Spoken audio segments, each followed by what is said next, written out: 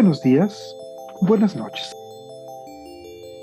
Como sabemos, quienes nos interesamos o quienes trabajamos en complejidad, tenemos una posición muy crítica frente a uno de los rasgos centrales de toda la civilización occidental, de la modernidad y, si se quiere, del sistema de libre mercado allá afuera.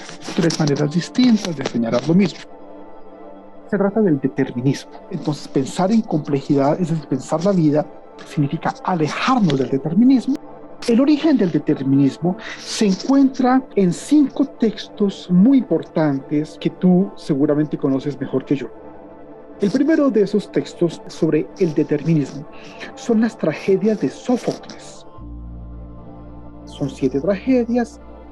Por ejemplo, podríamos pensar en Edipo Rey, Edipo en Colonia, y nos permite entender que ser deterministas significa creer que el pasado determina al presente y que la flecha del tiempo que conduce del pasado al presente determina el futuro.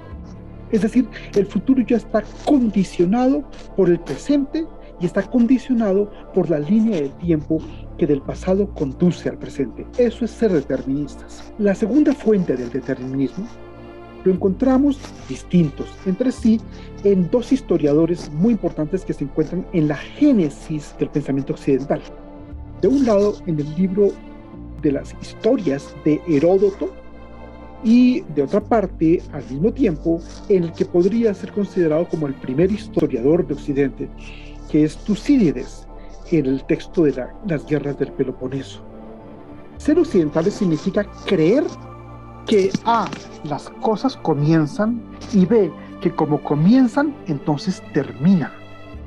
Y entonces tú vas conectando las referencias que acabo de hacer de Sófocles con Heródoto y Tucídides y las siguientes. ¿En qué consiste esta estructura que es el determinismo? No es cierto que las cosas comiencen y que entonces terminan.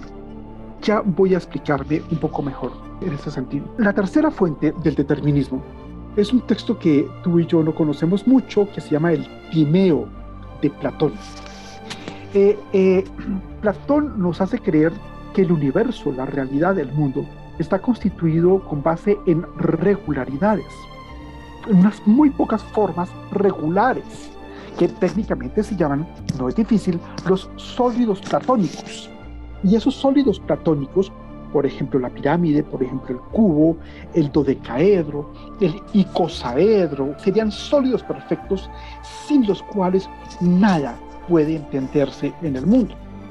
Y el mundo sería el efecto de las interacciones entre estas regularidades, los sólidos platónicos. Y ese es el cuarto. Se encuentra en lo que yo te quisiera sugerir, que es el verdadero origen de Occidente. No está en Platón, no está en Aristóteles, está en Euclides, en un libro fundamental que se llama Los Elementos de Euclides. Ahí, desde luego, funda la idea de la geometría euclidiana, el quinto rasgo característico del determinismo, es decir, de la racionalidad y de las formas de vida occidental. Ser occidentales significa estar cargados de prejuicios, preconceptos, precomprensiones.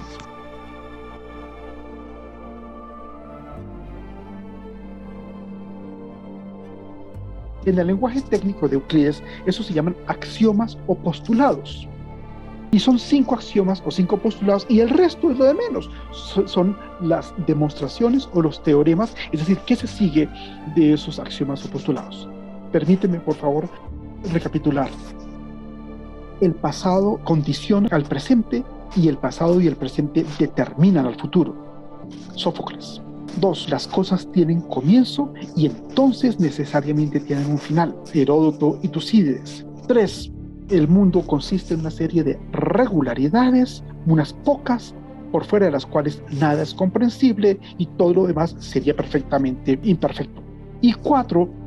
Estamos cargados de prejuicios, preconceptos, definiciones, etcétera, que son las importantes, y lo demás se sigue de esas comprensiones, definiciones y demás. Eso es ser determinista. La sugerencia que te quiero proponer es que Pensar la complejidad, pensar la vida, definitivamente, significa tomar una distancia enorme con respecto al determinismo.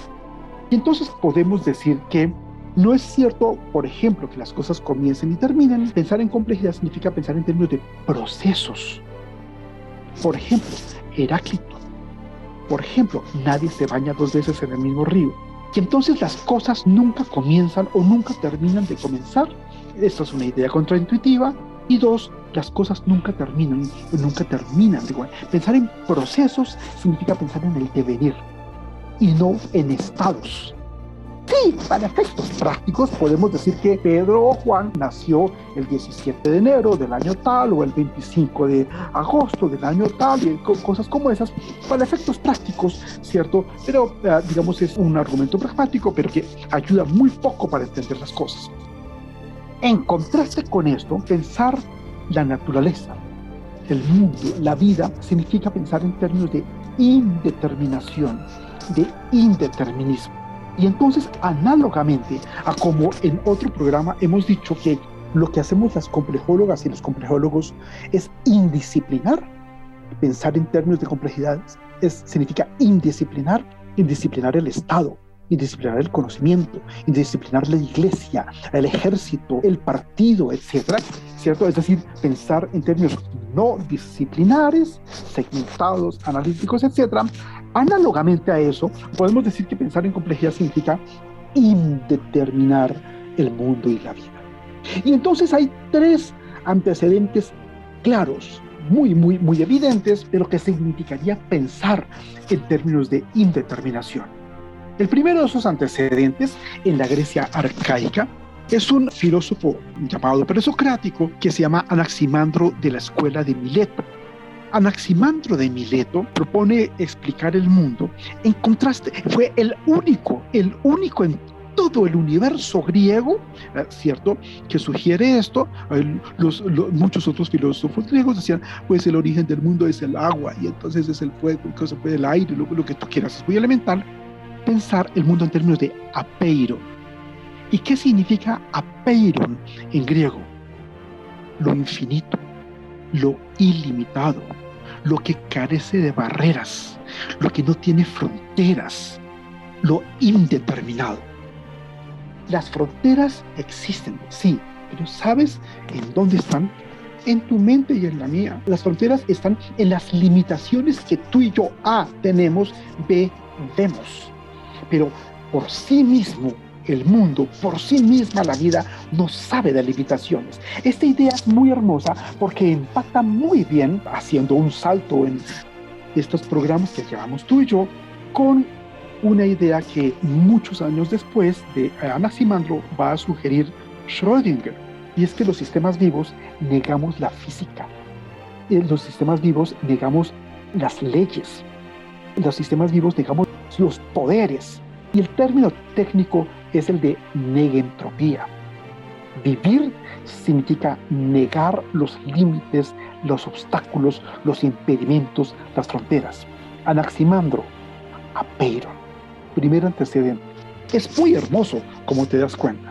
El segundo gran antecedente es un físico importante que tú seguramente tienes mejor referenciado, que se llama Heisenberg. Werner Heisenberg, en 1927, escribe un artículo muy importante en el que formula el principio de indeterminación.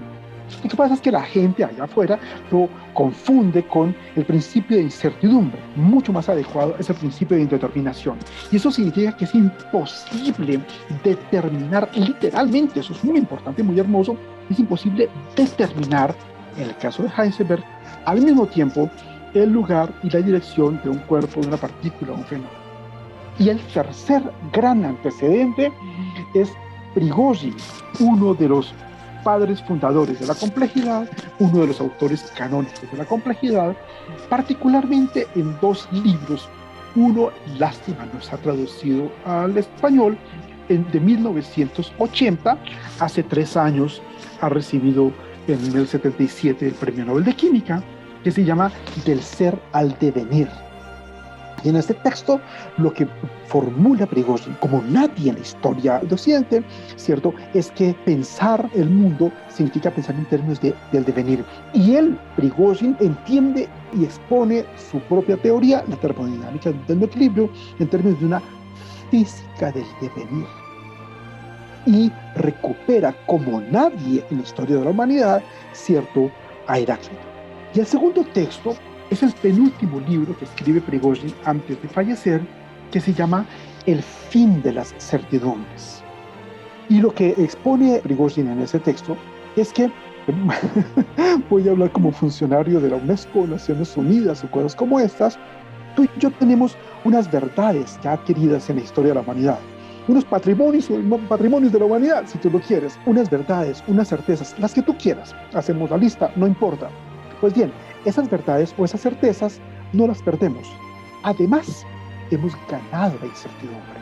La incertidumbre y la determinación no es una pérdida, es una ganancia.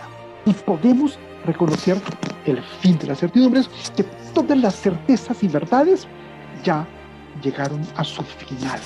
Y entonces debemos poder pensar en términos de indeterminación. Es decir, para redondear la idea, en términos de ausencias de límites, de barreras y de fronteras. Esto es muy buena ciencia, pero tú entiendes mejor que yo que esto tiene manifiestas consecuencias sociales, políticas, culturales, que saltan inmediatamente a la vista.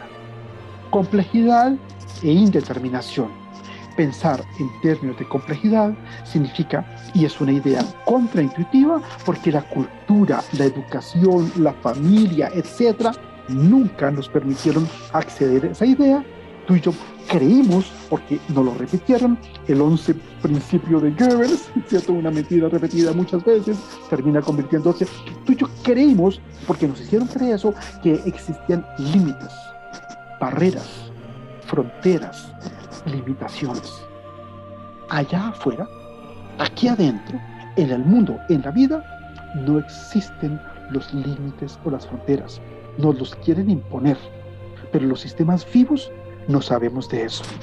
Complejidad e indeterminación. A ustedes por su atención. Muchas gracias. Buenas noches.